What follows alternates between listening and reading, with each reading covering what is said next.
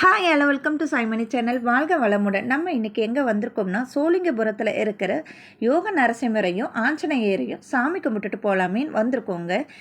எல்லாமே வெற்றி அடையட்டும் அப்படின்றதுக்காகங்க உள்ளே என்ட்ராகும் போதே ஆஞ்சநேயரையை சாமி கும்பிட்டு அப்படியே ரோப்கார் வசதியும் வந்துருச்சு அப்படின்னு சொன்னாங்க.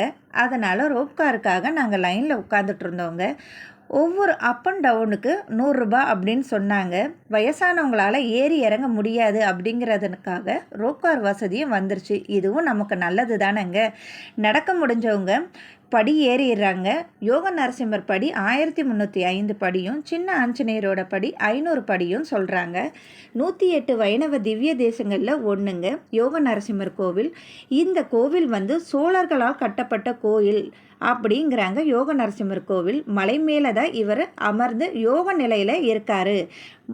11 மாதமும் தவத்தில் இருந்து ஒரே ஒரு மாதம் மட்டும்தான் கண் திறந்த நிலையில் இருந்து எல்லாருக்கும் ஆசீர்வாதம் பண்ணுவார் அப்படின்னு சொல்கிறாங்க. அது எந்த மாதம்னா கார்த்திகை மாதம் முழுவதும் கண் திறந்து இருப்பார் அப்படின்னு சொல்கிறாங்கங்க.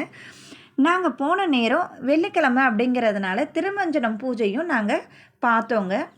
நல்லா சாமி கும்பிட்டு யோகா ஆஞ்சநேயரை நல்லா சாமி கும்பிட்டு வந்தோம். சில நெகட்டிவ் வைப்ரேஷன் இருக்கிறவங்களுக்கு நரசிம்மரோட தீர்த்தம் தெளித்து வந்தோம்னா அவங்களுக்குள்ள நெகட்டிவ் வைப்ரேஷன் போய் பாசிட்டிவ் வைப்ரேஷன் நல்லது நடக்கும், இனி எல்லாமே வெற்றியாகும் அப்படின்னு சொல்கிறாங்க.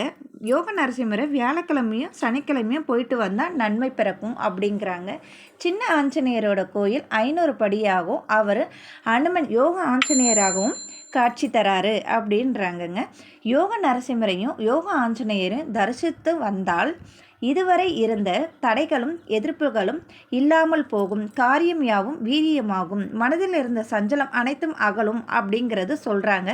பிரிந்த உறவாக இருக்கட்டும் பதவி கௌரவம் திரும்ப பெறுவது உறுதி அப்படின்னு சொல்கிறாங்க. நீங்களும் போயிட்டு வாங்க. தேங்க்யூ.